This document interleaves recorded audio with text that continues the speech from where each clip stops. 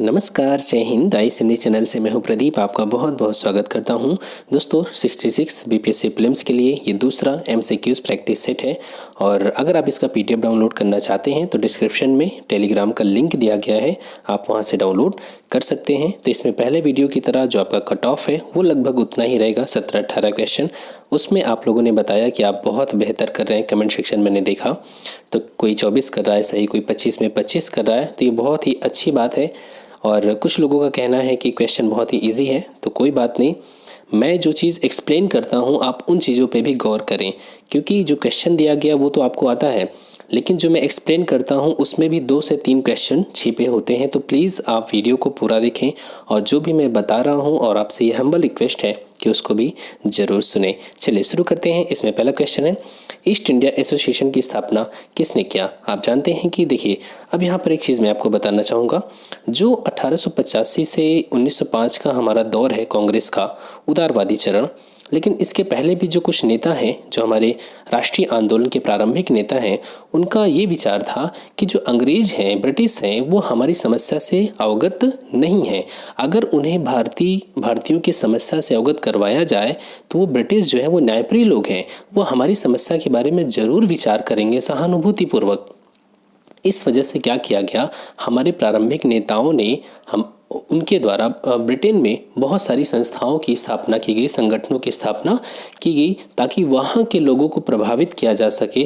क्या बताया जाए उन्हें भारत की समस्या के बारे में बताया जाए और उनसे रिक्वेस्ट किया जाए कि आप उस पार्टी को वोट दीजिए, ब्रिटेन में उस पार्टी की सरकार बनाइए जो भारत के हित के बारे में बात करती हो। इस वजह से ईस्ट इंडिया एसोसिएशन की भी स्थापना वहाँ पर की गई थी, दादा भाई नौरोजी के द्वारा। तो यहाँ पर आपका आंसर क्या हो जाएगा? ईस्ट इंडिया एसोसिएशन की स्थापना किसने किया?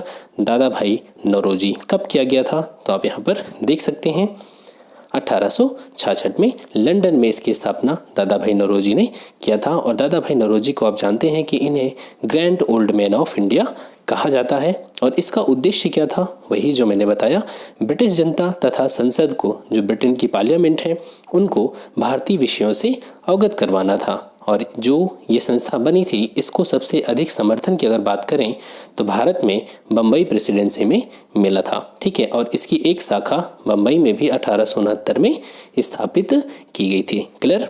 चलिए नेक्स्ट क्वेश्चन, बिहार के 1857 के विद्रोह का, मतलब कि बिहार में 1857 के विद्रोह का नेतृत्व किसके पास था?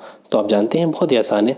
यहाँ पर कुंवर सिंह के नेतृत्व में बिहार में ये पूरा 1857 के विद्रोह का नेतृत्व किया गया था कुंवर सिंह के द्वारा, ठीक है।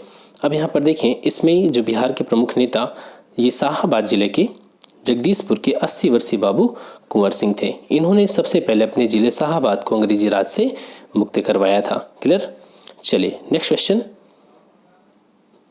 संपत्ति का पलायन सिद्धांत सर्वप्रथम किसने प्रस्तुत किया? तो आप जानते हैं, ये संपत्ति का ड्रेन ऑफ वेल्थ।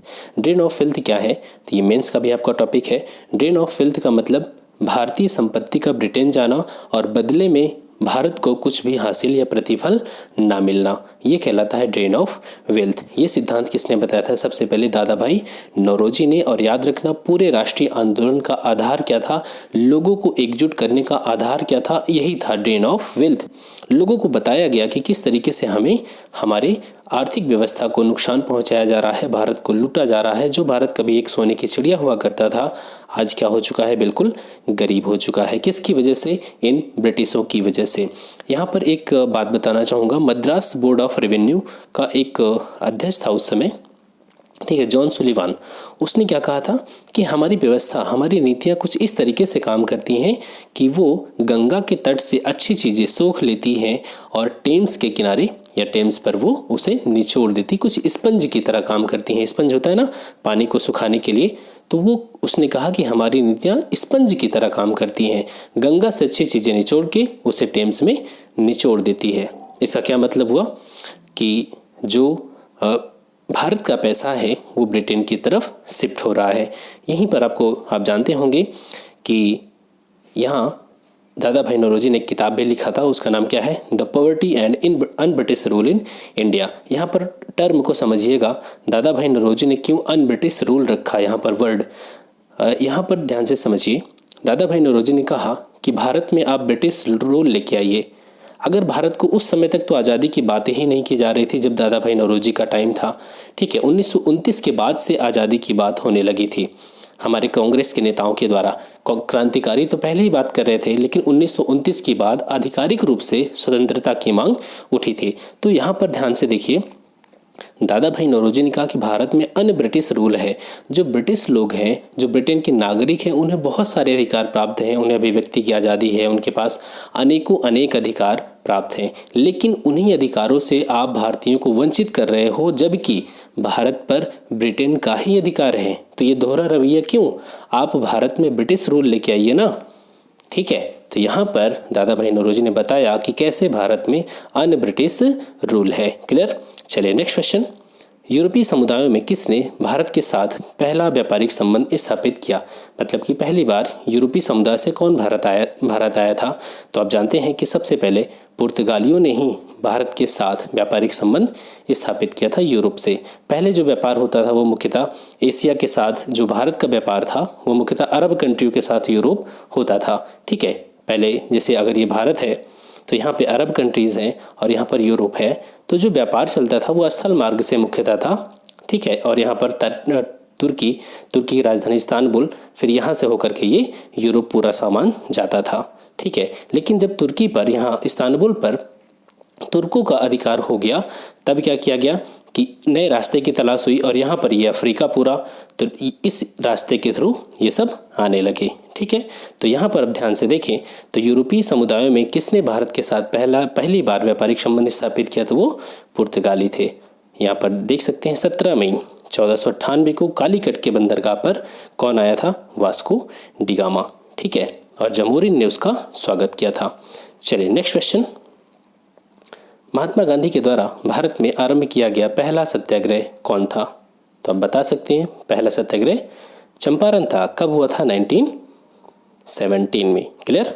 क्यों हुआ था, क्या इसमें की वजह थी? तो आप यहाँ पर देख सकते हैं। आप जानते हैं कि महात्मा गांधी जी एक लंबे वक्त तक अफ्रीका में थे। वहाँ पर उन्होंने सत्याग्रह, ये जो उनका एक हथियार था आंदोलन करने का, उसका प्रयोग वहाँ पर कर चुके थे और उसकी सफलता को भी वो पहचान चुके थे।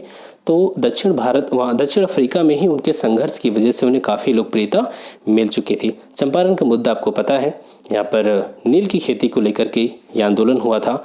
3/20 हिस्से पर हमारे किसानों को नील की खेती करना अनिवार्य था। इसे हम 3 कठिया पद्धति कहते हैं। तो गांधी जी के प्रयासों से ये पूरा आंदोलन चला और 3 कठिया पद्धति को ख़त्म किया गया और राजकुमार शुक्ल के ही बुलावे पर गांधी जी वहाँ पर पहुँचे थे।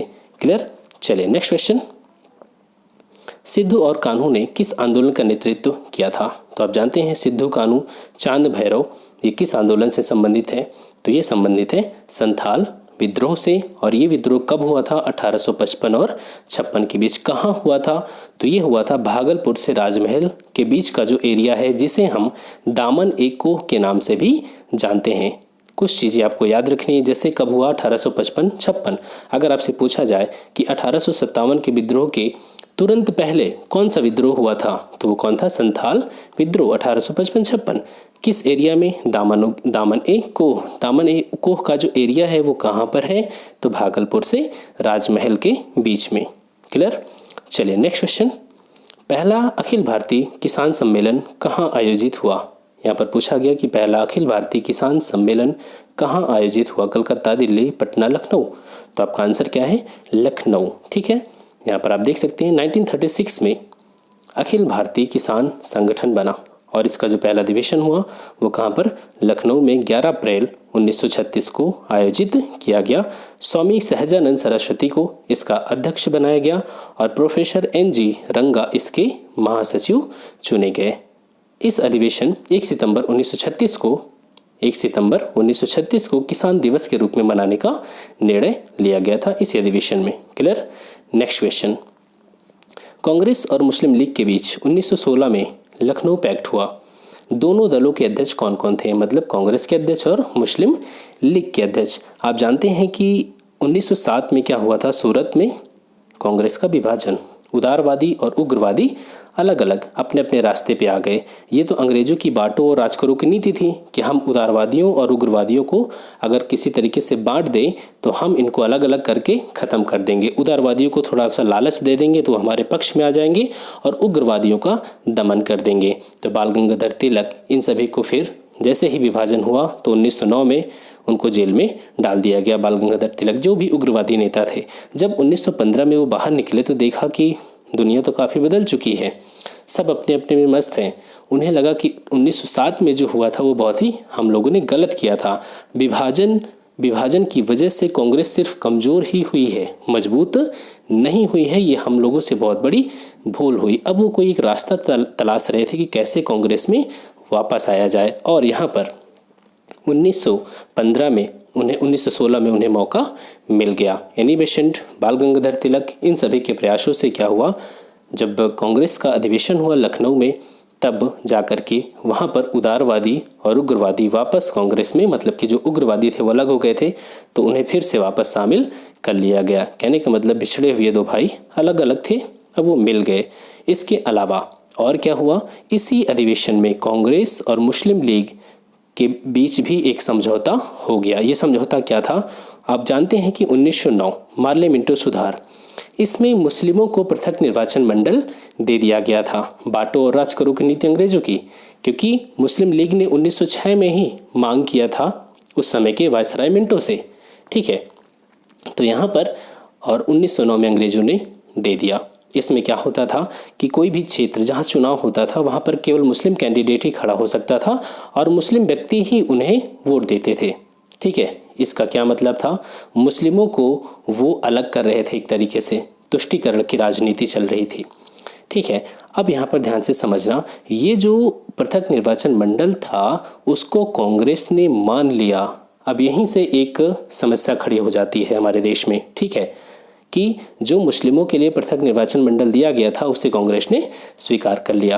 अब ध्यान से समझिएगा, जब यही चीज़ 1932 में होता है, जब दलितों को पृथक निर्वाचन मंडल देने की कोशिश होती है, तब क्या होता है, उस समय भी कांग्रेस की हालत अब समझ में नहीं आती कि वो क्या करे, स्वीकार करे या विरोध करे। वहाँ पर वो कुछ भी नहीं कर पाती, ठीक है। अब यहाँ समझिएगा, क्वेश्चन क्या पूछा गया कि कांग्रेस और मुस्लिम लीग के बीच 1916 में लखनऊ पैक्ट हुआ। दोनों दलों के अध्यक्ष कौन थे, तो अंबिका चरण मजूमदार कांग्रेस के अध्यक्ष थे और मोहम्मद अली जिन्ना मुस्लिम लीग के अध्यक्ष थे। क्लियर। चलिए नेक्स्ट क्वेश्चन, भारत में सिलिकॉन वैली स्थित है कहाँ पर, तो सिलिकॉन वैली आप जानते हैं ये बेंगलुरु में है और सिलिकॉन वैली जो वर्ड आया है वो आया है सेंटा क्लारा वैली से। सेंटा क्लारा वैली कहाँ पर है, ये है अमेरिका के कैलिफोर्निया स्टेट में सेंटा क्लारा वैली, और ये आईटी हब है, इनोवेशन हब है। तो भारत में जो बेंगलुरु है वहाँ पर इंफॉर्मेशन टेक्नोलॉजी एंड इनोवेशन का हब है। इसी की वजह से हम इसको कंपेयर करते हैं कि भारत में silicon valley Bengaluru. Clear.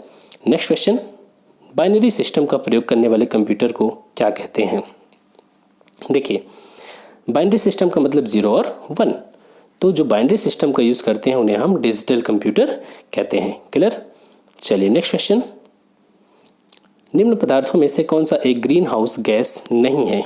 Green house का मतलब क्या होता है, देखिए जो यूरोप का हिस्सा है या आप 60 डिग्री के ऊपर चले जाएंगे तो यहाँ पर जो टेम्परेचर होता है वो बहुत ही कम होता है।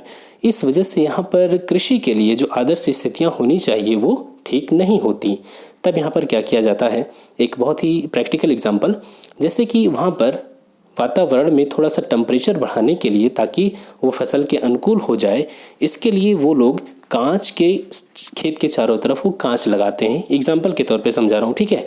कांच का घर बना दिया उन्होंने, क्या किया, एक हाउस बना दिया कांच का।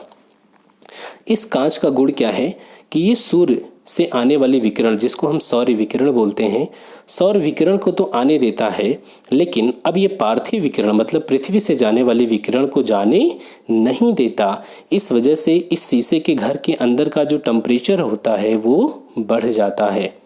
इस वजह से यहाँ पर खेती आराम से हो सकती है, ऐसी फसल बोई जा सकती है जिसको टेम्परेचर ज़्यादा चाहिए होता है।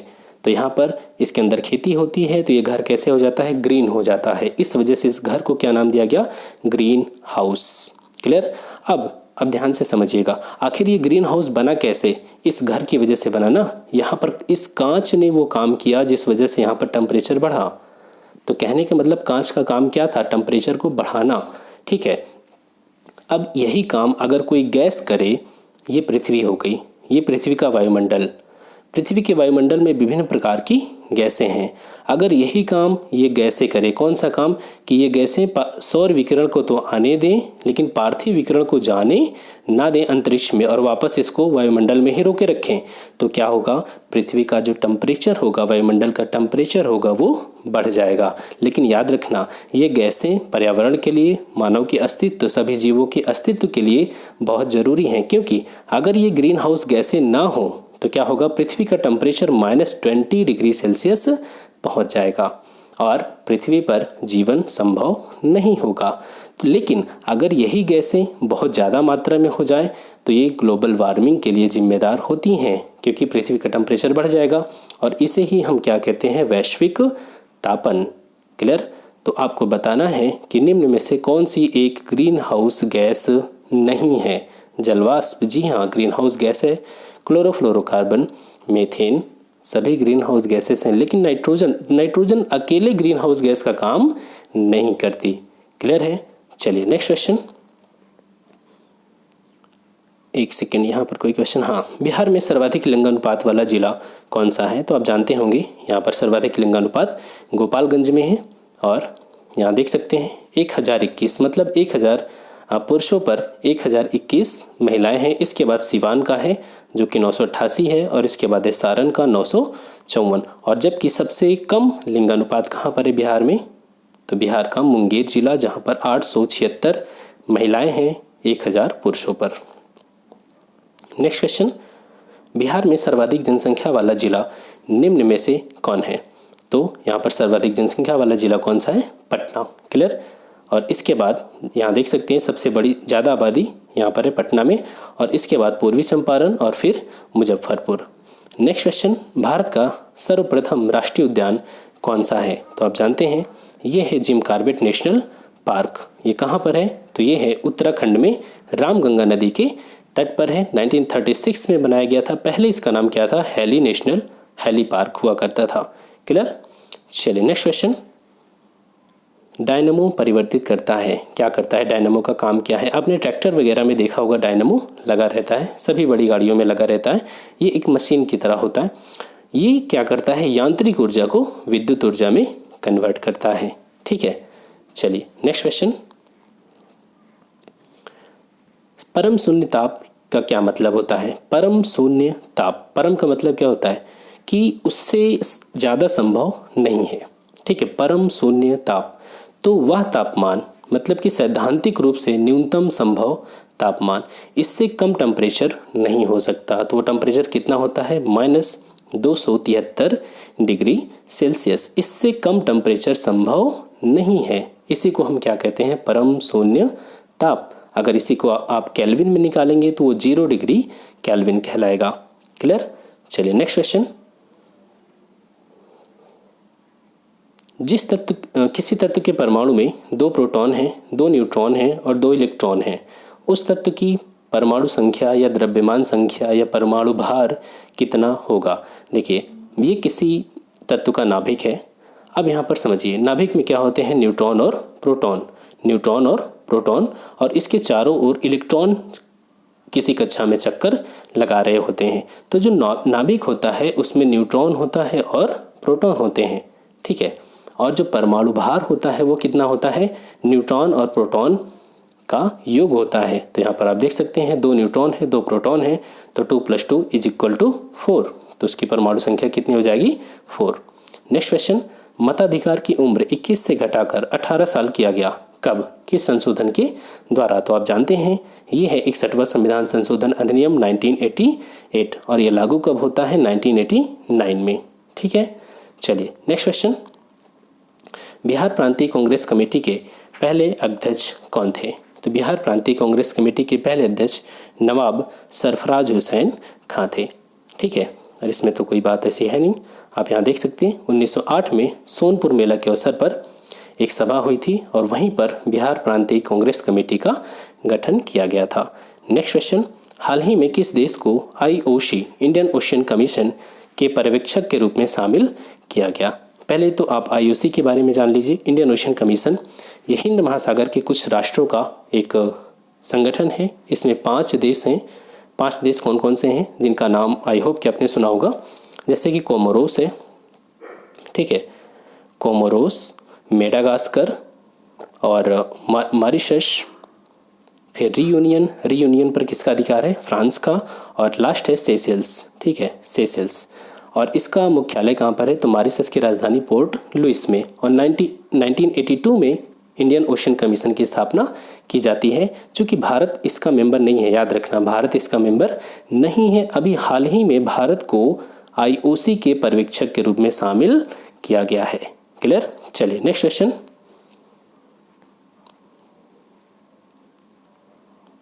हाल ही में किसने CVC आयोग में सतर्कता आयुक्त के रूप में शपथ ग्रहण किया? ठीक है, आप जानते हैं कि जो केंद्रीय सतर्कता आयोग है भ्रष्टाचार से निपटने के लिए एक भारत में इकाई है। तो यहाँ पर किसने सतर्कता आयुक्त के रूप में शपथ ग्रहण किया? तो सुरेश एन पटेल, ठीक है, Suresh N Patel. Next question, हाँ एक चीज़ और देख लीजिए कि संथानम की अध्यक्षता में एक समिति गठित की गई थी और इन्हीं समिति की सिफारिश पर 1964 में CVC का गठन किया गया है। हाल ही में मूडीज इन्वेस्टर सर्विस ने 2020-21 में भारत की GDP ग्रोथ रेट पर मतलब कितना अनुमान लगाया? मैं आपको बता दूं कि ऐसे क्वेश्चन नहीं पूछा जाएगा क्योंकि ये डेटा बहुत ही तेज़ी से चेंज भी हो रहा है, ठीक है। हमारी इकोनॉमी थोड़ा श्रिंक हुई है लेकिन अब वापस अपनी ग्रोथ रेट अचीव कर रही है, प्रोडक्शन तेज़ी से बढ़ रहा है। उन्होंने कहा 0% होगा लेकिन ऐसा संभव नहीं है, ठीक है, तो आप इसको छोड़ सकते हैं।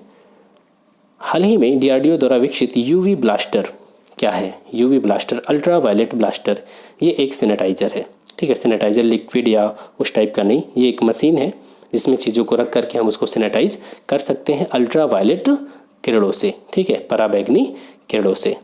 चलिए नेक्स्ट क्वेश्चन, हाल ही में किस भारतीय लेखक को ग्रेट इमिग्रेंट्स 2020 का अवार्ड प्रदान किया गया? तो ये प्रदान किया गया 2 लोगों को, सिद्धार्थ मुखर्जी और एक नाम और है राज सेट्टी। क्या नाम है? राज सेट्टी। ये लोग इंडियन अमेरिकन हैं, अमेरिका में इनका घर है, मतलब अमेरिकन नागरिक हैं लेकिन ये भारतीय मूल के हैं। तो इसमें बताया गया एक सेकेंड, ये कुत्ते भौंकने लगे। तो मैंने बताया कि सिद्धार्थ मुखर्जी और राज सेट्टी को ये अवार्ड ग्रेट इमिग्रेंट्स 2020 के अवार्ड दिया गया। और ये जो सिद्धार्थ मुखर्जी हैं इनको आप देखें तो इन्हें पुलित्जर अवार्ड भी मिल चुका है और ये ऑन्कोलॉजिस्ट हैं। अब आप बताइए ऑन्कोलॉजिस्ट जो होते हैं वो किस क्षेत्र में स्पेशलिस्ट होते हैं? जो कैंसर के ट्रीटमेंट में, उसके विश्लेषण में, मतलब कि कैंसर ट्रीटमेंट में स्पेशलिस्ट होते हैं, उन्हें क्या कहा जाता है? ऑन्कोलॉजिस्ट, ठीक है। और ये जो सिद्धार्थ मुखर्जी हैं इन्हें भारत के सर्वोच्च नागरिक सम्मान पद्मश्री से भी, सर्वोच्च नहीं है, ठीक है, छोड़ दीजिए इसको, पद्मश्री से भी इन्हें सम्मानित किया गया था। नेक्स्ट क्वेश्चन लास्ट है, रूस में संविधान संशोधन की मंजूरी मिलने के बाद व्लादिमीर पुतिन कब तक रूस के राष्ट्रपति के पद पर रह सकते हैं? तो आप जानते हैं कि जब संशोधन हो गया तो इसमें कहा गया कि रूस के राष्ट्रपति अगले मतलब कि 2036 तक अब वो प्रेसिडेंट के रूप में रह सकते हैं। हालांकि अभी एक खबर आई थी कि वो अगले साल हो सकता है इस पद से त्यागपत्र दे दें, ठीक है। तो दोस्तों ये रहा 25 क्वेश्चन। आई होप कि आपको ठीक लगा होगा और कमेंट सेक्शन में आप ज़रूर बताना कि आपने कितने करेक्ट किए। और हाँ प्लीज़ अगर आपने चैनल को सब्सक्राइब नहीं किया तो ज़रूर कर लें और प्लीज़ वीडियो को लाइक करें और शेयर भी कर दें। Thanks for watching, keep smiling.